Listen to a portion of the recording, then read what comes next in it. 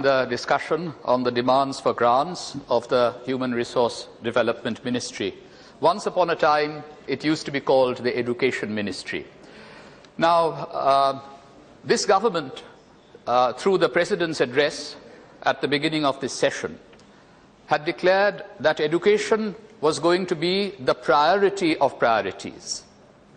But from the allocations that we see in this budget, it appears that education is the least of the priorities of this government. There have been savage cuts in the allocations for both the Department for School Education and Literacy as well as the Department of Higher Education. The Standing Committee report of the HRD Ministry that was tabled in Parliament yesterday has shown that the plan allocation for school education and literacy has been reduced by, quote, a whopping 24.68%. The non-plan allocation has also come down. So far as the Department of Higher Education is concerned, the plan allocation has been reduced quite dramatically, and there is a marginal increase in the non-plan allocation. And the report shows the Standing Committee report shows that overall there has been a decrease of rupees 799.74 crores in the budget of the Department of Higher Education. Now, I was wondering why this is happening, why the government is acting against its declaratory promises. And it seemed to me that the Finance Minister was punishing the HRD Ministry. But I cannot understand why the children and youth of our country are being punished for the poor functioning of the HRD Ministry. I know that this government will say that some allocations have been cut because, following the recommendations of the 14th Finance Commission, more funds have been devolved to the states. But that does not justify the slashing of the budgets for flagship schemes in the field of education, such as the Sarva Shiksha Abhijan and midday meals. If you look at the percentage cuts in these sectors, the Sarva Shiksha Abhijan has been cut by more than 20%, the midday meals by more than 30%. It's not showing any disrespect, and there is no question of taking back what I had said. I have actually read the Standing Committee's reports very carefully. And do you know what the Standing Committee has said? It has said that it found that the Human Resource Development Ministry was helpless. Not my words. I am not casting any aspersion. They seemed helpless in the face of the cuts imposed by the Finance Ministry. So I am going by what this Parliament Standing Committee has said about the demands for grants of the Human Resource Development Ministry.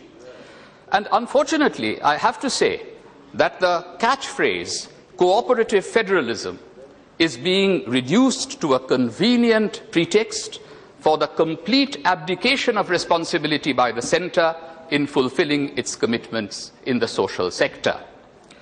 Now, so far as school education and literacy is concerned, the flagship programs have been cut. I know that in the past few years, we have had successes in terms of enrollment. Our children are being enrolled, but they are not being educated.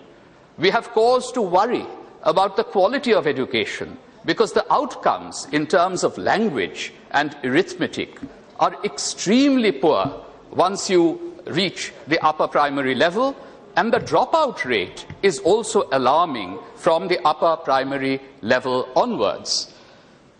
Also, it is, I should point out, again from the Standing Committee report, these are not my claims, that over 60 lakh children are out of school, and this is worrisome because the majority of these out-of-school children belong to the disadvantaged communities, scheduled castes, scheduled tribes, minorities, migrants, and so on. And it is incumbent on this government, instead of being defensive, to take this into account and address these very major problems. The Human Resources Development Ministry could be renamed the Bricks and Mortar Development Ministry, accepting that it has failed to build proper infrastructure as well. If one looks at the sector of higher education, in the last 2 years, there are 14 new IITs and IIMs that have been announced. And yet, we find that a foundation stone has been laid for one IIT. Now, this is a completely wrong-headed policy to go ahead and announce new institutions, particularly IITs and IIMs, in a formulaic manner, and as a result, tarnishing the brand name image that our IITs and IIMs have. No, if you're going to establish new IITs and IIMs, you should have the allocations to support them. You know, we know that these IITs don't have permanent buildings. Even if you look at the ICERs, you know, they don't have permanent campuses. And that is hampering the research of the talented scientists who have come to the IITs and the ICERs. And why do I want the Human Resource Development Ministry to focus on human resources rather than buildings? If you look at the number of vacant faculty positions, it's staggering in central institutes, central universities, and also state universities and institutions. In central universities alone, the number of vacant positions are 6,107 out of 16,339 faculty posts. Now, we have to really reorient our priorities. And how are we going to fill up these faculty positions? Mr. Deputy Speaker, sir, we have to be innovative. We must even be open to inviting qualified foreign nationals to come and take up some of these positions. You know, I am an Indian citizen. Professor Amartya Sen is an Indian citizen, but we have no difficulty in holding professorial positions in a university in the United States of America. But here, do you know what happens? We can take assistant professors on contractual positions up to a period of 5 years, but the Home Ministry has a minimum threshold in terms of salary, so that if a state university or even an ICER appoints an assistant professor who is a foreign national at the lowest grade, it falls below that minimum threshold and that person cannot be appointed. I would urge the HRD minister, and I do respect her greatly, who is present here, to take up this matter with the Home Ministry so that we don't suffer this kind of shortage of faculty due to lack of coordination between ministries. I would also like to point out that we have to rethink how we deal with the balance between central and state universities. Approximately 80% of our students who go to universities attend state universities, about 20% attend central universities. But if you look at the funding, particularly from central government sources, 80% goes to the central universities and 20% to the state universities. Now, if I give an example from my own state, there is, of course, only one central university, Vishwabharati, and it is having all kinds of problems in recent times. And I would hope that without interfering from the government, the government will play an enabling role, a facilitating role towards solving some of the problems, so that a university established by none other than Rabindranath Tagore is able to achieve the eminence that it deserves in our country and worldwide. Professor, but see, most of the state in the UGC. So we have, yeah, and you know, but we have 3 universities in West Bengal with great potential. Presidency University, which has been rejuvenated in the last 3 years, Calcutta University, and Jadavpur University. But we have a difficulty, Deputy Speaker, sir, because our state has such a big debt burden. Our DNS allowance at the state level is not as high as the central DNS allowance, and so the total remuneration of faculty which who are probably better than those who are serving in central universities is much lower. And the centre should devise a formula so that we can provide some incentives to outstanding researchers and faculties who happen to be in state universities. The centre does have a regulatory role to play, and I think we need to think in new ways. I'm also rather sad to note that there is a lot of discussion, public debate, about how some of our premier scientific institutions and technological institutes are being adversely affected through meddling and unwarranted interference in appointments. And I think the ministry should be respectful to our eminent scientists. We know that the director of the IIT Delhi resigned.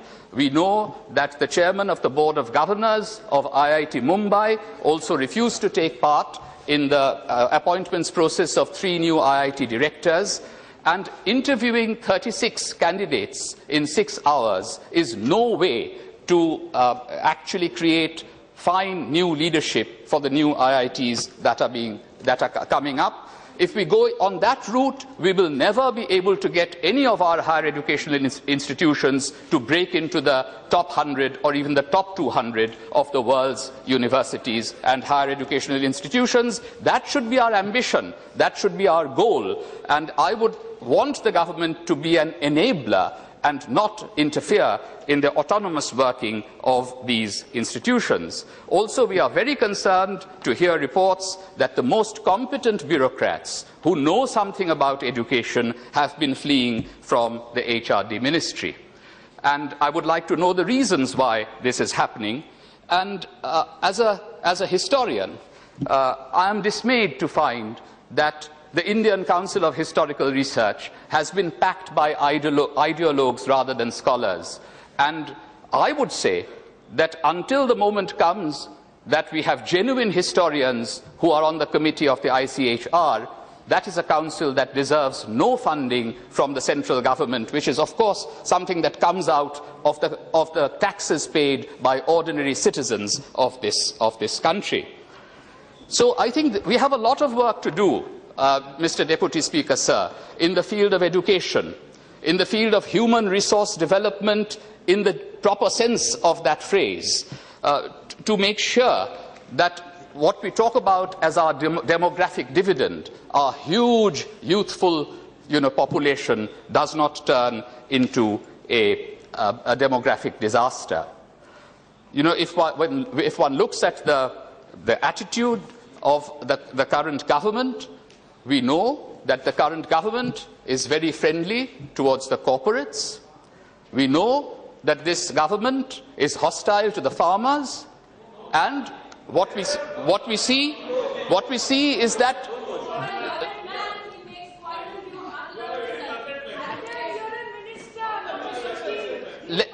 let me come to what I feel is the attitude towards our children and youth and towards our students and teachers. I think it is one of plain indifference. And that attitude has to change, and we have to give top priority to our young population, and we have to introduce a great deal of respect for students and teachers.